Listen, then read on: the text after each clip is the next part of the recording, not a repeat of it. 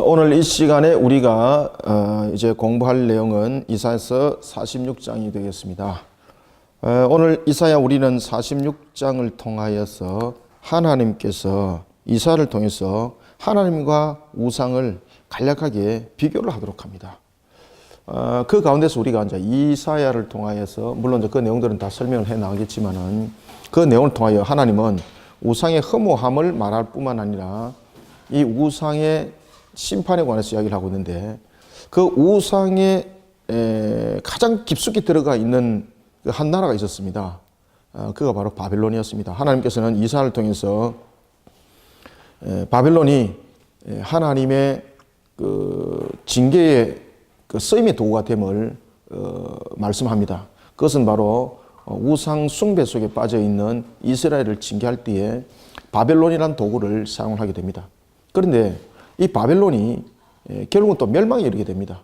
그럼 이게 이제 누누이 말씀드리면은 토사구팽이 아닌가라고 말할 수가 있지만 그것이 아니라 바벨론이 왜 멸망을 당할 수밖에 없는가라는 것은 두 가지 큰 이유를 설명합니다. 첫 번째는 그들이 오늘 본문에서도 이제 그 이야기를 합니다. 46장, 47장에서 이제 그 내용을 이야기를 하고 있는데 그들이 하나님께서 허락하신 그 범위를 넘어서 버린 거죠. 그러니까 그들이 아주 잔악하게 유다를 점령을 하게 되는, 그러니까 하나님의 징계의 도구로서의 역할이 아니라 자신들의 하나의 역할 속에 자신들이 등장합니다. 그러면서 첫 번째는 하나님의 명하신 바를 넘어서 버렸고 두 번째는 그들의 우상입니다. 우상 숭배, 철저한 우상 숭배. 그래서 결국은 그들이 예루살렘 성전을 무너뜨리면서 하는 이야기가 뭔가 하면 하나님을 조롱하기 시작합니다. 너희 신이 이긴 것이 아니라 우리 신이 이겼다. 그래서 하나님께서 바벨론을 심판하게 될 것을 이사야를 통해서 이제 예언을 하게 되는 것입니다. 이 예언의 내용들은 이미 여러분들이 잘 아시는 것처럼 이 예언의 내용들은 이스라엘이 586년에 예루살렘 성전이 무너졌던 것처럼 이 예언은 이미 그 성전이 무너지기 약 한 110년 여전에 이미 예언의 말씀입니다. 그리고 바벨론이 무너지는 것은 이 예언의 말씀으로부터 약 한 105, 60년 뒤에 바벨론이 역사 속에서 여러분들 이제 잘 아시는 것처럼 그 무너짐을 당하게 됩니다. BC 537년에 메데바사에 의한 페르시아 제국이죠. 페르시아의 고레스에 의해서 무너짐을 당하게 되는 건데 지금 이 예언의 말씀은 약 한 그 BC 690년 정도의 말씀으로 볼 때에 이 예언의 말씀이 있은 이후로 약 한 150년 후에 있을 내용들, 그 내용들을 담고 있는 것을 우리가 볼 수가 있습니다.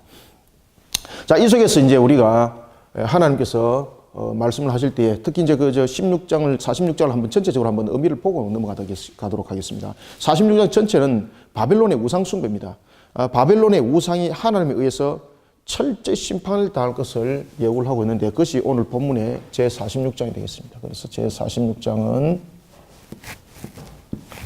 바벨론에 관한 예고입니다. 바벨론의 무엇에 관한 예고입니까? 바벨론의 우상 숭배입니다. 바벨론의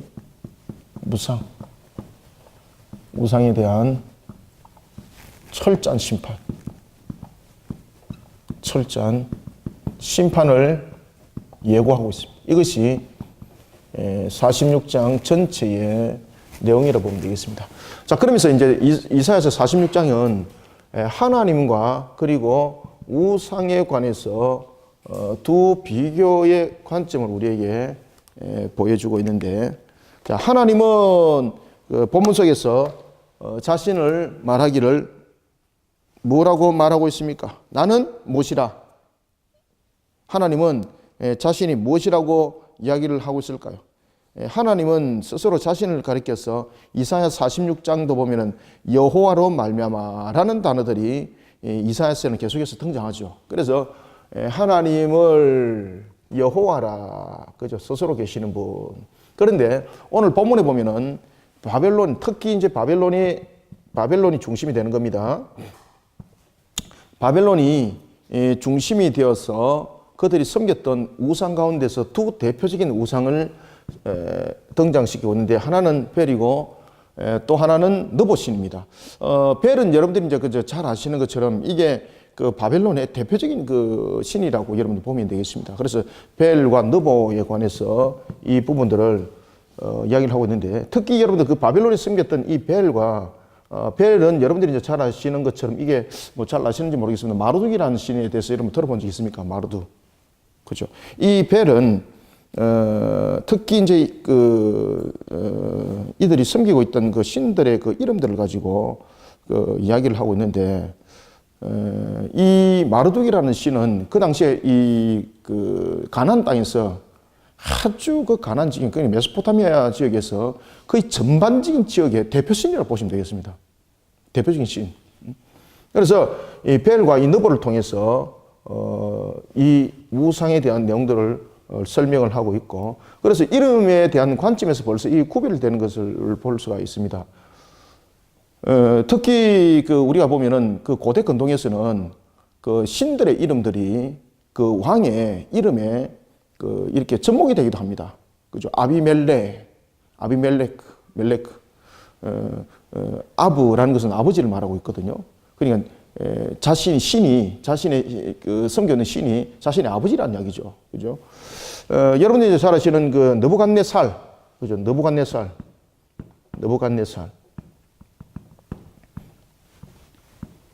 이 느부갓네살이 BC 586년에 이스라엘을 무너뜨렸던 그 바벨론의 왕이지 않습니까? 이 느부갓네살의 이름도 여러분들 보시면은 그 이름 앞에 무엇이 있는가 하면은 느보신이라에 대한 이름이 여기 있습니다. 이게 느보, 그죠?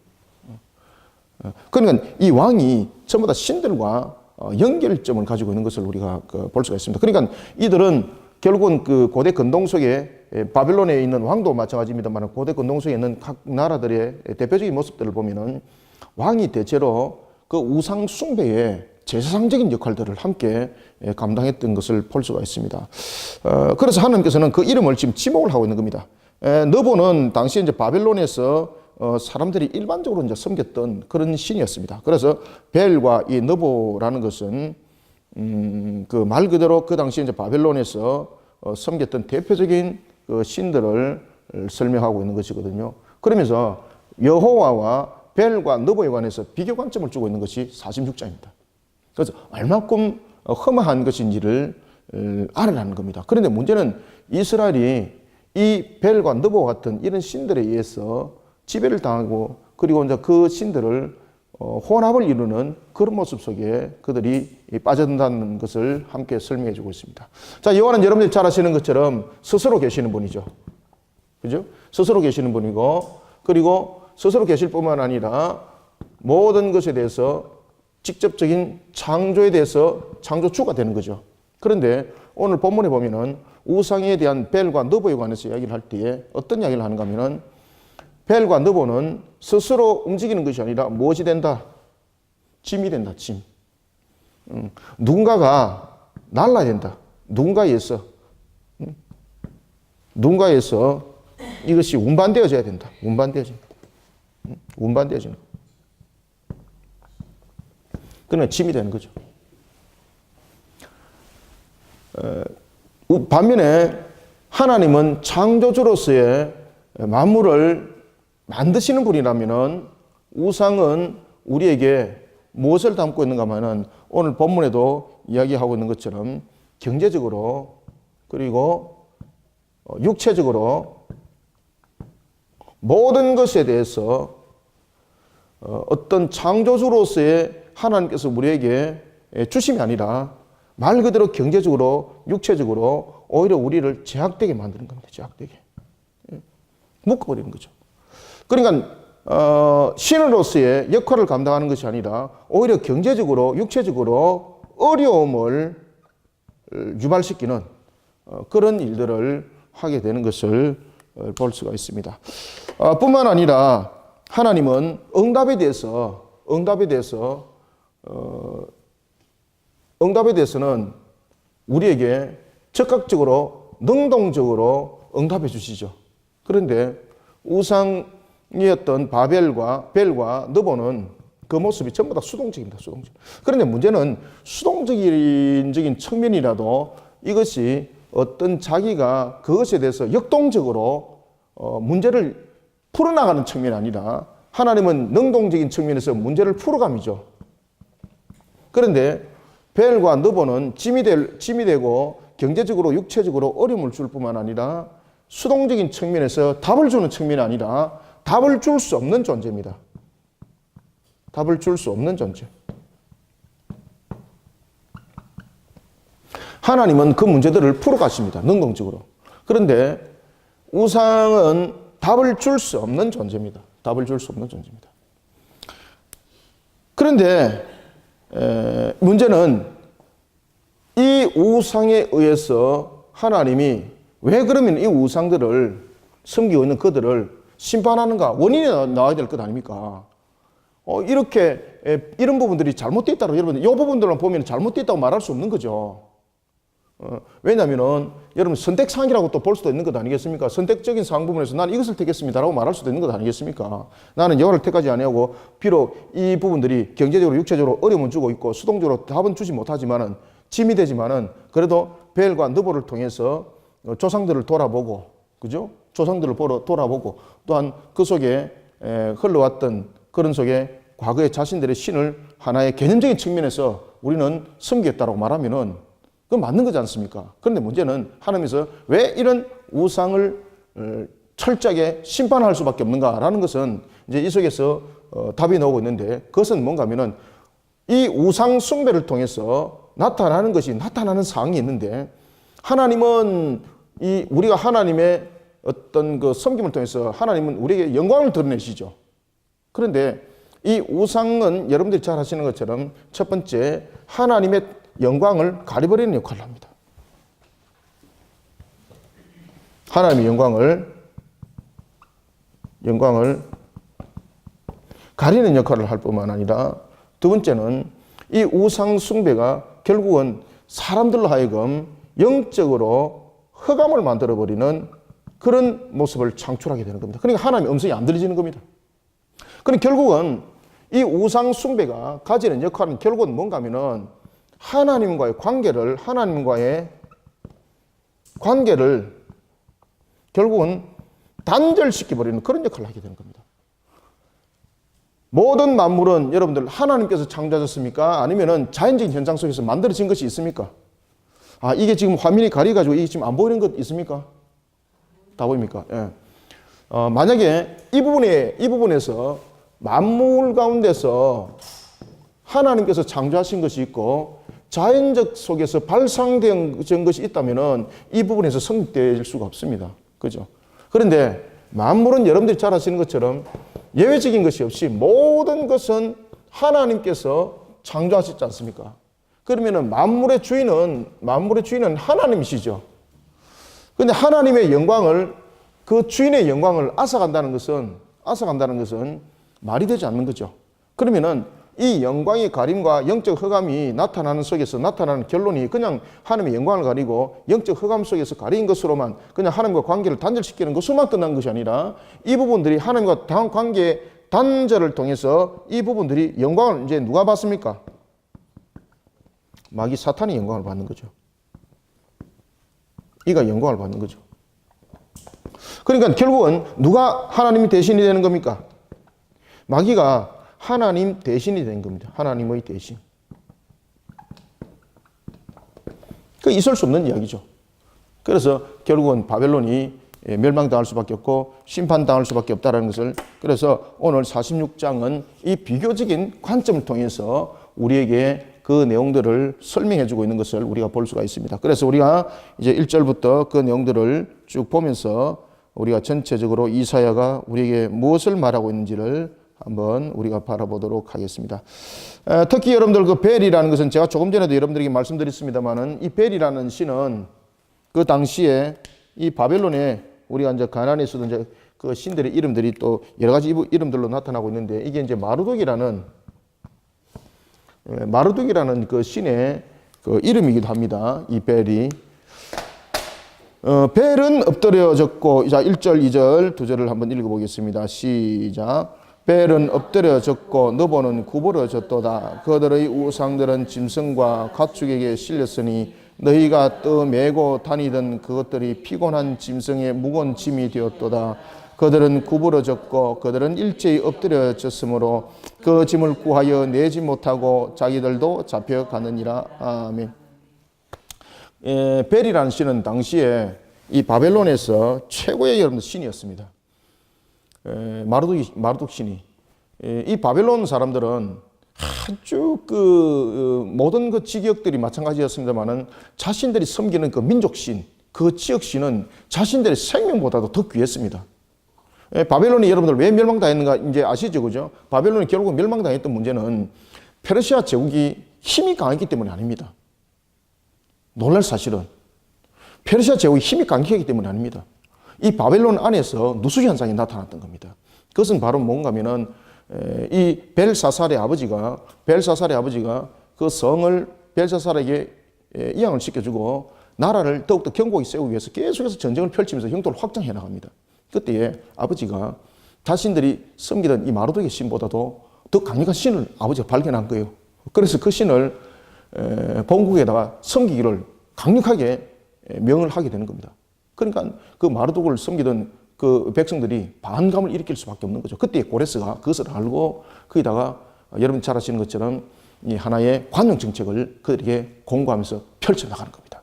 그때에 이 그 페르시아 제국의 고레스는 막강한 세력들을 형성해서 이제 점점 성장하는 그런 측면이 있었고 바벨론은 그에 비해서 물론 힘은 막강했지만은 사실은 내분이 잦았습니다. 내분이. 그러다 보니까 이제 공밀 현상들이 나타나게 됐던 거죠. 그 속에서 그들의 마음들을 가장 무너뜨렸던 것이 바로 뭔가 하면 신에 관한 문제였습니다. 그래서 고레스가 여러분들이 잘 아시는 것처럼 수로를 통해서 벨사살이 잔치를 벌이고 있는 그 장소를 치고 들어가지 않습니까? 이것도 누가 그 내용들을 제공해 주는가 하면은 고레스가 그 내용들을 미리 알고 들어간 것이 아니라 고레스에 대해서 정보들을 안에서 전부 다 밀고 상들이 들어오는 겁니다. 아시겠습니까? 그러니까 그 안에 성의 내부에 비밀된 그 사항들이 안에서 밖으로 흘러내오는 겁니다. 그리고 고레스는 이미 지도를 마치 펴놓은 것처럼 말이죠. 그렇게 전쟁을 펼쳐나가는 거예요. 그래서 소수의 정예부대를 데리고 벨사살은 잔치하고 있을 그때에 수로를 통해서 그 현장을 바로 직통으로 그냥 뚫고 들어가지고 그 현장에서 벨사살을 죽이게 되는 겁니다. 이와 같이 이 우상이라는 것은 그들에게 굉장히 중요했던 겁니다. 하나님께서 말씀하십니다. 벨은 엎드려지고 너보는 구부러졌도다. 이사를 통해서 말씀을 하신 거죠. 그들의 우상은 짐승과 가축에 실렸으니. 그런데 여러분 보십시오. 언약궤가 옮겨질 때에 언약궤가 제가 질문을 하나 하겠습니다. 여러분들 언약궤가 이동할 때에 또는 성막과 여러분들 회막 성전 시대와 회막 시대는 무엇이 다르다? 그렇죠. 이동이지. 성전은 무엇입니까? 고정이죠. 그러면 회막은 항상 이동이죠. 그러면 우상도 보면은 이동하지 않습니까? 전쟁할 때. 특히 이제 이들은 전쟁을 벌일 때에 우상을 항상 메고 다녔었어요. 왜냐면은 그 우상이 자신들의 능력이었고 그 우상이 자신들을 앞서서 싸운다라고 생각했기 때문에 그 전쟁터에 항상 여러분 우상들을 그들이 이동시키고 메고 갔었습니다. 그래서 우리가 이제 사무엘서도 여러분 보면은 여러분이 잘 아시는 것처럼 홈니와 비나스가 엘리의 두 아들이었던 홈니와 비나스가 자신들이 블레셋에 의해서 전쟁에 지고 있을 때에 그들이 무엇을 메고 갑니까? 언약궤를 메고 가니까 그 진영에서 상대 진영에서와 자기 진영에서 구별이 됐죠. 이스라엘 진영에서는 이제 전쟁을 이겼다라고 환호를 질렀고 상대 진영에서는 이제 저 능력 있는 여호와라는 신이 그 진영에 들어왔으므로 우리는 끝났다. 그러니 우리는 저들에게 지배당하여서 노예로 있기보다는 싸우다가 죽자. 이것이 그들의 판단 결정이었습니다. 그러니까 그들은 살려고 하는 것이 아니라 싸우다가 죽는 것이 목적이었습니다. 그런데 싸움에서 그들이 대성을 거둬버리는 겁니다. 그리고 이제 여호와 언약궤가 뺏김을 당하고 그들의 산당의 하나의 전리품으로서 비치가 되는 거죠. 왜? 자신의 신이 이겼다는 거죠. 이와 같이 신이라는 것은 굉장히 중요하였습니다. 그때에 여러분들 잘 아시는 것처럼 엘리의 두 아들이었던 홈니와 비나스가 전쟁에 언약궤를 이동을 시킬 때에 언약궤가 날아갔습니까? 사람이 왜 갔습니까? 그렇죠. 그러면 여기서도 보는 벨과 너보 그들이 수레에 실고 사람이 메어가고 똑같은 거잖아요. 언약궤가 여러분들 그 회막 시대에 회막이 이동할 때에 회막이 말이지 하늘로 갔다 막 날아가고 날아가고 말이죠. 이렇게 스스로 계시는 하나님이잖아요. 창조주 하나님이시고 능동적으로 모든 것을 풀어가시고, 그죠? 그 영광을 드러내시고, 그러면은 언약궤가 막 하늘로 그냥 날아가서 이동되고, 그 회막이 장비들이 하늘로 날아가서 여러분 되면은 얼마나 좋아, 그죠? 그런데 그 언약궤도 사람이 메고 갔고, 그 회막에 있는 모든 기물들 그 스스로 간 적 없습니다. 전부 다 사람이 어깨에 메고, 그 다음에 때로는 무거운 기물들은 수레에 싣고 가기도 했습니다. 오늘 본문에 보면 왜 그것이 문제가 됐냐 이 말입니다. 그죠? 벨과 느보라는 시인도 보면은 그 짐승이 가축에 의해서 메어가고 사람이 메어가고 똑같잖아요. 회막에 보면 회막이동과. 근데 왜 이것이 문제가 됩니까? 여기서 문제가 되는 것은 그 어떤 한 형체적인 측면이 아니라 하나님이라는 여호와 하나님과 그리고 벨과 느보의 구분점을 지금 설명을 하고 있는 겁니다. 그 이동적인 측면에서 수단의 사용을 지금 말하는 것이 아니라 벨과 느보라는 것은 사실은 어떤 도움을 가지지 않고는 움직일 수 없는 존재. 그렇지만 하나님은 여러분들이 잘 아시는 것처럼 왜 언약궤를 매라 그랬을까요? 정말로 하나님은 그 언약궤를 하늘로 날릴 수 있죠. 그죠? 여러분이 잘 아시는 것처럼 그 엘리는 그 하나님의 영광을 가림으로 인해서 홈리와 비나스가 죽고 난 뒤에 그 충격에서 그 의자에 앉혀서 목이 꺾이고 죽임을 당했습니다.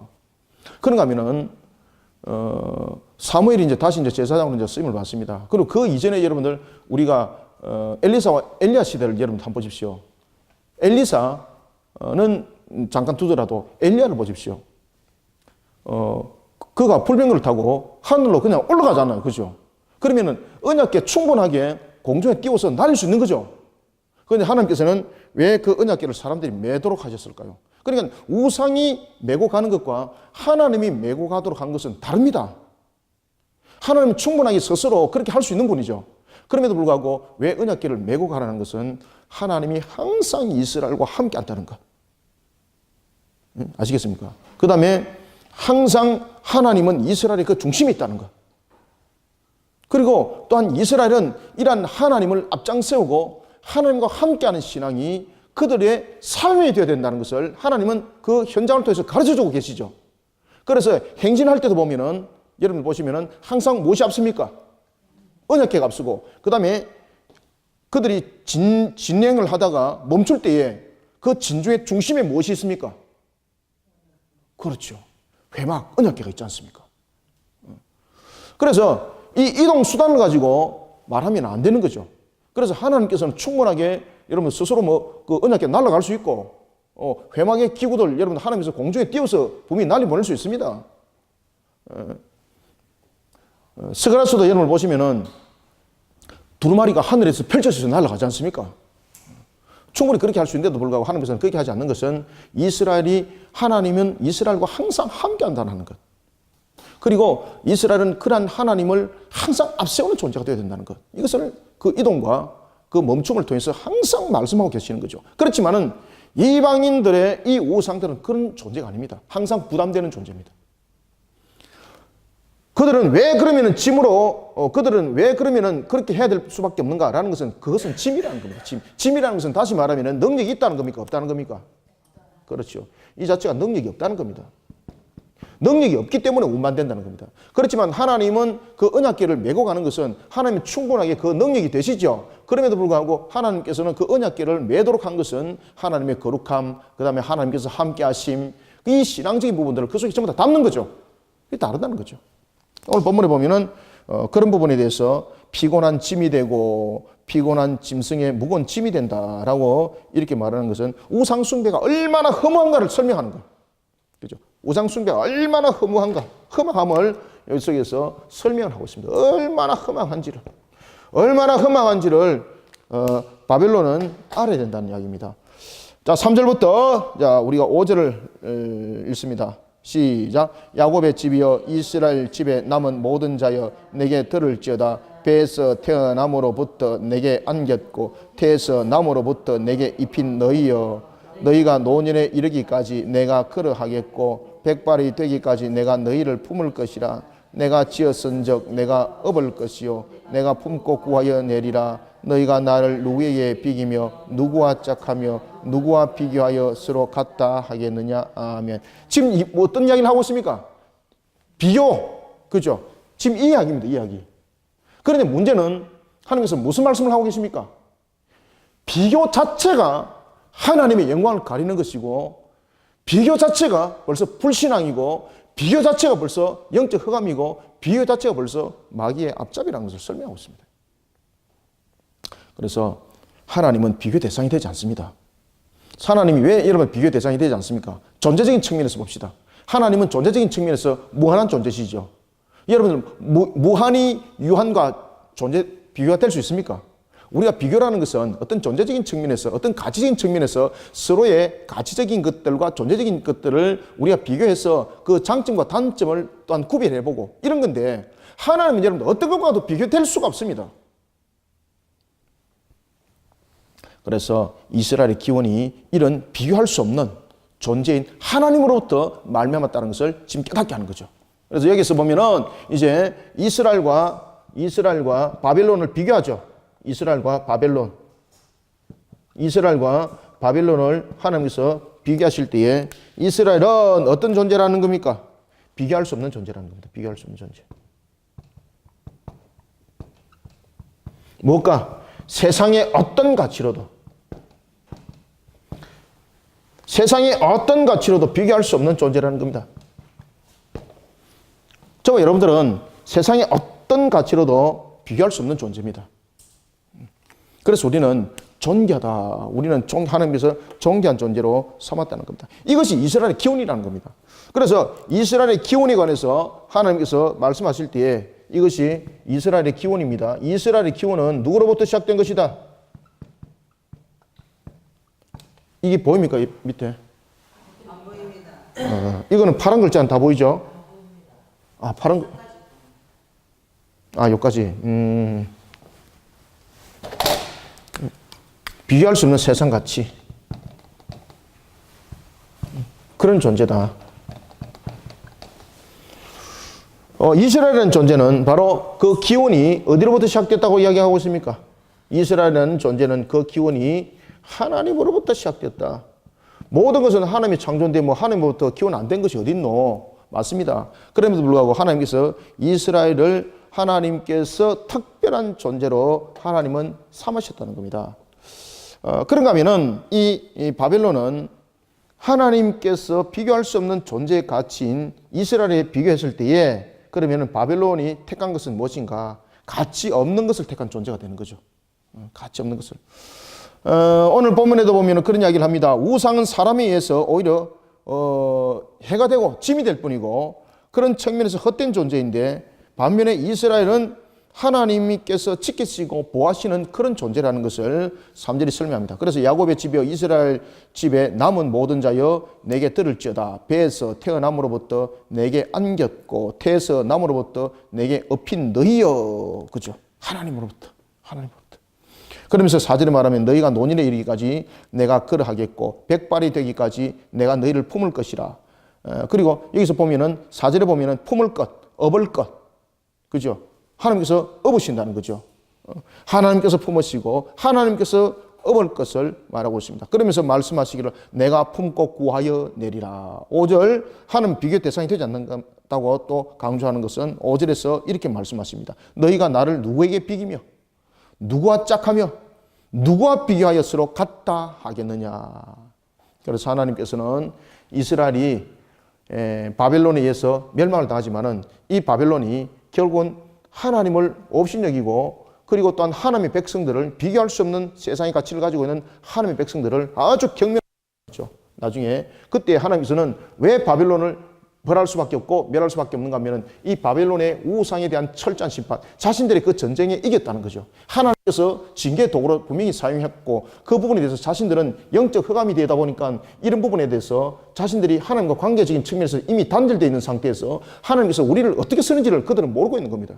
그러면서 자신들의 그 행위를 통해서 마귀의 영광을 이제 받아버리는 이런 모습이 되는 거죠. 그러니까 결국은 그들은 이 장자제 이설 제3차, 1차, 2차, 3차 그리고 BC 586년에 이설 이 예루살렘의 멸망에 대한 사건을 다루고 있는데 이 멸망의 사건을 통해서 결국은 바벨론이 뭐라고 말하는가 하면 우리 신이 이기겠다는 거죠. 그런데 하나님께서 이제 이사를 통해서 뭐라고 말씀하시는가 하면은 그들이 분명히 그런 말을 할 것이다. 그런데 그들이 섬기고 있는 이 벨과 느보라는 신은 오히려 짐이 되고 그들은 능력을 가진 것이 아니라 오히려 그 문제로 인해서 그들은 험한 길을 걷게 될 것이고 그리고 답을 줄 수 없는 그 신들로 인해서 그들은 결국은 멸망당할 수밖에 없다. 왜? 이 모든 영광이 하나님의 것인데 하나님의 영광을 가로채었던 그 마귀의 앞잡이가 되었던 걸로 내가 그들을 철저히 내가 심판할 것이다 라는 것을 우리가 담고 있는 것입니다. 그러면서 그 우상 숭배가 얼마나 허무한가를 7절에서 또 이렇게 말합니다. 자, 6절 7절 두 절을 읽겠습니다. 시작. 사람이 주머니에서 금을 쏟아내며 오늘 저울에 달아 도금장이에게 주고 그것으로 신을 만들게 하고 그것에게 엎드려 경배하며 그것을 들어 어깨에 메어다가 그의 처소에 두며 그것이 서 있고 거기에서 능히 움직이지 못하며 그에게 부르짖어도 능히 응답하지 못하며 고난에서 구하여 내지도 못하느니라. 아멘. 이게 여러분 무슨 말인가 하면 6절과 7절은 딱 끄다 메모를 해놓으세요. 우상의 무능함. 요 비교과적인 관점에서 제가 이미 다 설명을 드렸습니다. 우상의 무능함. 그러니까 능동적이고 수동적인 측면에서 이 수동적인 측면에서는 여러분들 내가 수동적으로 움직이는 것이 아닙니다. 이 수동적이라는 것은 무엇을 말하고 있습니까? 무능함. 수동적인 측면에서도 움직이면 그것은 그 존재지 않습니까? 여기서는 수동적인 측면에서 무능함을 말하는 것은 이 존재 자체가 없다는 겁니다. 존재가 아니라는 겁니다. 존재가. 하나님은 능동적인 측면에서는 하나님은 존재자라는 거죠. 존재자. 그런데 우상은 수동적인 측면이라고 지금 설명하고 있는 것은 두 가지를 설명하는데 첫 번째는 무능함을 설명하고 있고 두 번째는 무엇이라는 것을 설명하고 있습니까? 존재가 아니라는 것. 존재 이거는 보이세요? 보이십니까? 반동아리. 그러면은 여기로 올리겠습니다. 그래서 무능함과 두 번째 존재가 아니라는 것을 설명을 하고 있습니다. 존재가 아니라는 것을. 존재가 아니라는 것을 설명하고 있습니다. 그것이 이제 6절과 7절의 내용입니다. 그러면서 심지어 6절에 보시면은 우상은 본질적으로 사람에게 경제적으로 육체적으로 부담만 줄 뿐만 아니라 경제적으로 육체적으로 오히려 그들에게 괴롭히고 짐이 된다는 거죠. 여러분 대체로 보면은 우상을 섬기고 있고 그런 사람들을 보면은 물질에 대해서 많은 그 생각을 가지고 있죠. 왜냐하면 그 많은 물질을 그 신에게 드리는 것은 곧 정성으로 여기고 있기 때문에 많은 그 예물들을 갖다 바치는 것으로서 그들은 가장 중심의 자리를 차지하려고 했던 것이죠. 그러면서 그 물질을 통해서 그러면은 그 물질을 받고 그 물질을 드린 자를 회복을 시키는가? 아니죠. 왜냐하면 그 자체가 무능하기 때문에 존재 자체가 없기 때문에. 그러면은 그 드린 물질은 결국은 무언가 하면은 결국은 마귀에게 영광을 나타내는 거죠. 그러니까 하나님으로부터 심판을 받을 수밖에 없는 겁니다. 마귀는 어떤 대상자입니까? 마귀는 여러분들이 잘 아시는 것처럼 타락한 천사장이었죠. 하나님의 영광을 가로챈 자, 하나님의 영광으로부터 버림을 당한 자, 결국은 심판의 대상자였죠. 그에게 영광을 돌리는 그 역할밖에 되지 않는 겁니다. 그러니까 하나님께서 바벨론을 심판한다는 것은 그냥 의미 없이 나를 경배 안 했기 때문에 이것이 아닙니다. 모든 존재적인 가치에 대해서 그 실질적인 가치의 존재 가치를 잃어버리기 때문에 하나님으로부터 심판을 당할 수밖에 없는 겁니다. 자, 이제 하나님께서 이러면서 이제 각성을 촉구합니다. 각성을 촉구하는 것이 이제 8절이죠. 너희 패역한 자들아 라는 것은 각성을 촉구하는 거죠. 너희 패역한 자들아. 각성을 촉구하는 거죠. 너희 패역한 자들아 8절 이 일을 기억하고 장부가 되라. 여러분들 장부가 되라는 것은 어떤 내용을 담고 있습니까? 마음에 미혹이 가득하고 주변의 환경에 좌우되는 그래서 이리저리 흔들리는 그런 삶을 살지 마라 이 말이죠. 단호함을 가져라. 그것이 장부가 가지는 태도죠. 너희들이 장부가 되라는 것은 우상 숭배 속에 빠뜨림을 당해서 너희들이 오늘도 팔랑개비처럼 살아가지 말라는 겁니다. 온전히 하나님 앞에 붙들린 그런 존재자 앞에 붙들린 자들이 되라는 겁니다. 그래서 장부가 되라는 것은 이 내용들을 담고 있는 겁니다. 이해가시죠? 그래서 여기서 너희 패역한 자라는 것은 각성을 촉구하고 있고 장부가 되라는 것은 마음에 의욕이 가득하고 그리고 주변 환경에서 좌지우지 되지 말라는 겁니다. 좌지우지 되지 말고 오직 누구만을 붙들으라. 하나님을 붙드는 신앙이 되어라. 이것이 장부가 되라는 이야기입니다. 너희들은 장부가 되라. 이 일을 어디에 두라? 마음에 두라는 겁니다. 마음에 두라. 누굴 향해서 지금 이야기를 하고 있습니까? 그죠? 그러면서 이제 다시 한 번 더 간추려주고 있는 것은 너희는 옛적 일을 기억하라. 자, 9절부터 10절을 11절까지 세 절을 읽습니다. 시작. 너희는 옛적 일을 기억하라. 나는 하나님이라. 나 외에 다른 이가 없느니라. 나는 하나님이라. 나 같은 이가 없느니라.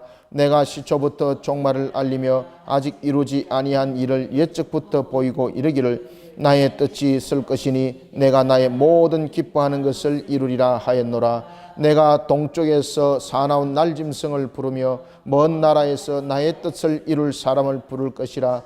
내가 말하였은즉 반드시 이룰 것이요 계획하였은즉 반드시 시행하리라. 아멘. 지금 이 내용은 이제 너희 벽한 자들아라는 것을 통해서 두 분류에 통해서 우리가 이야기를 한다고 볼 수가 있습니다. 하나는 이런 허무한 속에 우상 숭배가 무엇인지를 다시 한 번 더 말하고 있는 이스라엘 측면이라고 말할 수 있는 것이고, 또 하나는 바벨론과 같은 이런 우상 숭배 나라들을 향해서 말하고 있는 이 양분류를 전부 다 담고 있다 보시면 되겠습니다. 그래서 9절에도 보면 너희는 옛적 일을 기억하라. 여러분, 옛적 일이라는 것은 무엇입니까? 옛적 일이라는 것은 역사적으로 일어났던 일들을 말하고 있습니다. 그러면은 하나님께서 이사야를 통해서 어떤 말씀을 하시는가 하면은 창조가, 어떤 사람들은 창조가 진화적인 측면이다. 어떤 사람들은 하나님께서 한 부분은 창조하시고 다른 것들은 자연적인 현상 속에서 일어나도록 하나님께서 그저 자연 상태에서 두셨다. 뭐 여러 가지 이야기들을 하시죠. 그런데 여기서 이야기를 하고 있는 것은 뭔가 하면은 오늘 본문 속에도 나타나고 있는 것처럼 옛적 일이라는 것은 창조에서부터 역사상 일어났던 모든 일들을 말하고 있습니다. 그래서 옛적 일이라는 것은 이 어떤 한 가지만을 말하는 것이 아니라 전체적인 의미를 담고 있는데, 그것은 바로 그 범위가 어디까지를 말하고 있는가 하면 창조에서부터 역사 속에서 역사상 일어났던 일들, 이것을 옛적 일이라고 말하는 겁니다. 그러면은 이 옛적 일을 통해서 우상이 역사를 주관한 것이 아니라 누가 세상을 주관하신 분이라는 것을 설명하고 있습니까? 그렇죠. 하나님이 세상을 주관하시는 분이다. 세상을 주관하시는 분이다. 이것을 설명하고 있습니다. 하나님이 세상을 주관하신 분이다. 이해가시죠? 그래서 이 옛적 일이라는 것은 이스라엘 백성들로 하여금은 창조주 하나님뿐만 아니라 그들로 하여금 출애굽에 대한 내용도 돌이켜보게 하시고, 뿐만 아니라 출애굽을 통해서 큰 굵직한 이야기를 우리가 한번 해볼까요? 만약에 이스라엘적인 측면에서 말한다면은 첫 번째 창조에 관한 그 내용들을 하나님께서는 기억하라는 이야기고, 이것은 그러면 너무 먼 이야기다라고 말한다면은 하나님께서는 역사 속에서도 일어나는 것들을 기억하라는 거죠. 무슨 내용들입니까? 그렇죠. 애굽에 있었던 그 사건들, 그죠? BC 1445년에 BC 1446년에 그들이 출애굽해서 BC 1445년에 시내산에서 그들이 언약을 맺었던 것, 그것 전부 다 역사적인 상황들이지 않습니까? 자신들이 직접 목격했던 것들. 그 다음에 세 번째는 그들이 가나안에 대해서 가나안에 점령했던 그 사건들, 홍해를 건넜던 사건, 요단강의 사건들, 이 역사상으로 전부 다 본 거잖아요, 그죠? 그리고 실질적으로 여러분들 보면은요, 파피루스에 그 요단강의 그 사건 있지 않습니까? 그것이 실질적으로 기록이 남아 있습니다. 그게. 그리고 홍해를 건넜던 그 사건들도 고대 사건 속의 기록에 남아 있습니다, 여러분들. 뿐만 아니라 그들이 어떻게 가나안의 주인이 됐는가, 그렇지 않습니까? 어떻게 가나안의 주인이 됐는가, 이것을 여러분들 돌이켜보라는 이야기입니다. 돌이켜보라는 이야기입니다. 이런 옛적 일들을 돌이켜보면서 그들로 하여금 무엇을 기억하도록 하십니까? 모든 것은 하나님께서 주관하시는 것이다. 그죠? 모든 것은 하나님께서 주관하시는. 이것을 기억하라는 이야기입니다.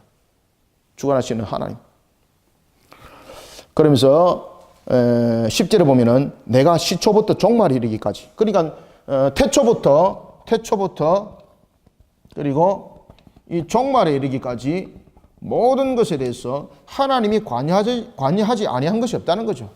그죠? 하나님께서 관여하지 않은 것이 없다라고 설명하고 있습니다. 그래서 10절에 보면은 내가 시초부터 종말에 알리며 아직 이루지 아니한 일을 옛적부터 보이고, 이것은 뭡니까? 종말에 일어날 것을 옛적에 이미 보였다는 거죠. 그래서 예고에 대한 사건들을 통해서 종말을 예표했다는 거죠. 그 다음에 또 하나는 하나님께서 예언자들을 통해서 예언하셨다는 이야기죠. 그런 내용들. 나의 뜻이 쓸 것이니 10절 하반절 나의 뜻이 쓸 것이니 라는 것은 하나님께서 나의 뜻이 쓸 것이라는 것은 어떤 뜻입니까? 반드시 실현하시는 하나님. 그래서 이 속에서 여러분들 하나님의 속성을 말한다면 불변하시는 하나님이죠. 하나님의 불변성. 그죠? 하나님께서는 자신이 세운 뜻은 변화시킵니까? 변경 안 시킵니까? 변경 안 시킵니다, 여러분들. 그래서 우리를 구원하시기로 예정했던 이 예정함은 변하지 않습니다, 여러분들요. 하나님이 오늘 기분 좋아가지고 안아줬다가 내일은 저 쓰레받게 던져가지고 아우 너 싫어, 너 보기 싫어, 이것이 아니죠. 불변하신 하나님. 나의 뜻이 쓸 것이라. 쓸 것이니 내가 나의 모든 기뻐하는 것을 이루리라. 그러면서 여기서 또 이루리라 하는 걸 통해서 능동성에 관해서 또 이야기를 하죠. 주관하심을, 능동성. 그래서 제가 여기서 능동적인 하나님이라는 것을 여러분에게 말씀을 드렸던 것입니다. 그리고 11절에도 보면은 하나님은 하시고자 하는 일을 언제든지 반드시 이룬다는 것이 11절이에요. 하나님은 하시고자 하는 일은 언제든지. 그리고 우리의 시간의 개념이 아니라 누구의 시간의 개념입니까? 하나님의 시간이에요. 하나님의 시간. 그래서 이루심은 하나님의 시간. 그래서 이 내용을 통해서 우리가 이게 계속해서 반복적으로 우리에게 가르쳐 주고 있는 것은 뭔가 하면은 하나님의 관점에서 보라는 이야기입니다. 하나님의 관점. 우리의 신앙들이 여러분 하나님의 관점으로 세워진다는 것이 쉬울 것 같습니까? 이것이 쉬울 것 같으면은 저와 여러분들은 벌써 날개 날고 다 올라갔습니다. 너무나도 잘 알고 있는데 이것이 쉽지 않습니다. 왜 그렇습니까? 아담도 여러분들 그런 부분들이 나타났죠. 역사 속에서. 하나님께서 창세기 3장 15절 말씀하니까 그것은 이제 이해를 했던 거예요. 그리고 그 이해를 하고 그 뜻을 알아가지고 여자의 이름을 무엇으로 지었습니까? 그렇죠. 그래서 그 여자의 이름을 하와로 지었습니다. 하나님의 그 뜻이 반드시 이루어질 것을 믿고, 그죠? 그 이름을 하와로 지은 거예요. 그래가지고 아이를 딱 낳았습니다. 잉태했습니다. 얼마나 기뻤겠어요? 하나님 말씀이 즉시 이루어지는 줄 알았겠죠. 그래서 그 아이 이름을 가인으로 지은 거예요. 너무너무 기뻤어. 너무너무 기뻤어. 하나님이 나에게 아이를 줬다는 것은 그 언약의 성취를, 그 고백을 하와가 고백을 하고 있었고 아담이 그 고백을 하고 있는 것을 창세기는 싣고 있죠. 그런데 그것이 자신들의 세대에서 일어나지 않죠. 구원은 바로 누구의 시간 속에서? 그렇죠. 그것을 창세기가 이제 뒤에 설명합니다. 족보를 통해서. 구원은 하나님의 시간 속에서, 하나님의 계획하심 속에서. 그래서 우리는 하나님께서 이 땅에서 허락하신 그 시간을 우리는 하나님의 관점에서 그 관점을 가지고 우리가 살아나가는 이 기쁨을 또한 누릴 줄 알아야 되는 거예요. 그래서 하나님의 관점에서 살아가지 못하면 여러분들요, 세상 속에 얼마나 지리해요. 뜻 이루어지지 않고, 아이고, 이거 해도 안 되고, 이리지 바뀌고, 저리지 바뀌고, 무슨 평강이 있어요. 그죠? 그래서 우리는 하나님의 관점에서 우리가 보면서 하나님께서 나를 이 땅에 왜 두셨는가를 발견할 수 있는 그런 신앙들을 자꾸 길러내야 돼요. 이 신앙들을 길러내지 못하면 영적 흑암 속에 가려가지고 결국은 밥이 되어버리는 거예요. 이해가시겠죠? 그래서 하나님께서는 그런데 우리에게 가르쳐주는 것이 있습니다. 그것은 바로 11절입니다. 하나님은 하시고자 하는 일은 반드시 이루신다. 변치 않으시는 하나님. 저와 여러분들 속에 계획되어 있는 일 반드시 이루신다. 그래서 이 동사를 어떤 동사를 쓸까요? 능동 분사형을 쓰고 있는 거예요. 능동형. 하나님께서 반드시 하신다. 그래서 부르며 부를 것이며 그것은 장차 일어날 일들이죠. 부르며 부를 것이며 라는 것은 과거 시제가 아니죠. 미래 시제죠. 그때에 이것이 전부 다 능동 분사형을 쓰고 있습니다. 그죠? 수동적인 것이 아니에요. 그래서 하나님의 능력으로 부르겠다는 거죠. 그것이 어디에 나타납니까? 11절에 나타나죠. 11절에. 그래서 11절에 보면은 내가 동쪽에서 사나운 날짐승을 부르며 그 다음에 나의 뜻을 이룰 사람을 부를 것이라. 이게 전부 다 능동 분사형을 쓰고 있습니다. 그래서 이 모습은 바로 하나님께서 바벨론을 심판하실 때에 지금 동쪽에 있는 누구를 일으킨다는 이야기입니까? 그렇죠. 고레스를 일으킨다는 이야기예요, 지금. 그를 일으켜서 바벨론을 치실 것을 하나님은 말씀하고 있습니다. 그러면서 하나님은 이스라엘을 그렇게 구원해내겠다는 겁니다. 여러분들이 잘 아시는 것처럼 그 하나님이 여러분 보십시오. 그냥 바벨론을 그냥 무너뜨리고 이스라엘이 자유스럽게 그냥 구원되면은 그게 더 쉽잖아요. 그런데 하나님께서 왜 고레스를 통해서 이스라엘에게 하나님께서 구원을 약속을 하실까요? 이것도 하나님의 관점 속에서 그들을 신앙을 바로 세우기 위함입니다. 만약에 그냥 바벨론 무너져 버렸습니다. 그러면은 바벨론 무너져 버리고 주위에 환경 아무것도 없습니다. 그러면 이스라엘은 그냥 자신이 그냥 스스로 독립된 것처럼 만들어져 버린 거죠. 그러면 자신들 속에 하나님 관점 생기겠습니까? 안 생기겠습니까? 안 생깁니다. 왜 그런가 하십니까? 아, 바벨론의 힘이 약해서 무너졌구나. 이건 거죠. 그래서 하나님께서 고레스를 통해서 바벨론을 무너뜨릴 때도 고레스가 하나님께서 안으로부터 정보를 주시죠. 그리고 치게 만들죠. 그러는데 고레스는 그 전쟁을 하나님께서 이겼다는 것을 확실하게 알게 되는 거죠. 그래서 고레스가 여러분들 꼼짝없이 하나님 앞에 붙들린 것은 하나님께서 그 모든 내용들을 자신에게 그것을 알게 하십니다. 마치 콘스탄티누스가 그가 전쟁에서 대성을 거두어서 로마의 황제로서 우뚝 선 것처럼 말입니다. 그런 상들이 그 속에서 나타났던 겁니다. 그러니까 그가 하나님 앞에 꼼짝없이 붙잡힌 거예요, 여러분들요. 그가 민족신이 없었습니까? 제가 저번에도 말씀드렸던 것처럼 신과의 대적적인 측면에서는 자신이 페르시아의 그 신과 여호와의 신이 같이 함께 이렇게 어떤 논한 대상이 아닙니다. 그리고 자신의 신을 팽개치고 여호와를 높여서 그 모든 정책을 결정지었다라고 하는 것은 말이 되지 않는 겁니다. 그런데 고레스 입에서 그 고백들이 나타나잖아요. 그죠? 여호와께서 이렇게 하셨다. 여호와께서 이 부분들을 선포하게 하셨다. 그런 고백들이 일어나게 하셔서 이스라엘 백성들로 하여금 하나님의 관점 속에 그들을 보게 하는 겁니다. 자, 출애굽에도 보면은 이스라엘 백성들을 하나님께서 그냥 오비에서 그냥 빼내면 되는 거잖아요. 자, 여러분들 가나안 땅과 애굽 땅의 차이점은 무엇입니까? 애굽은 말 그대로 하나님께서 만들어가는 단계입니다. 만들어가는 단계. 그죠? 70명의 가족을 민족으로 만들어야 되기 때문에 그 당시에 애굽에 두면 안 되는, 가나안에 두면 안 되는 거예요. 그 당시에 가나안에 만약에 두게 되면은 그 당시에 가나안의 어떤 특수성에 의해서 그들은 민족의 혼합성을 이루게 되고 신앙의 혼합성을 이루게 되어 있어요. 그런데 애굽은 어떤 곳이었습니까? 강력한 다스림이 있는 나라였죠. 그런데 가나안보다는 애굽이 더 많은 우상숭배 땅이었습니다. 그럼에도 불구하고 하나님께서 왜 그곳에 보냈을까? 그들은 우상을 섬기면서 아주 강력한 우상을 섬기면서 그들은 우상 섬기면서 구별이 있었죠.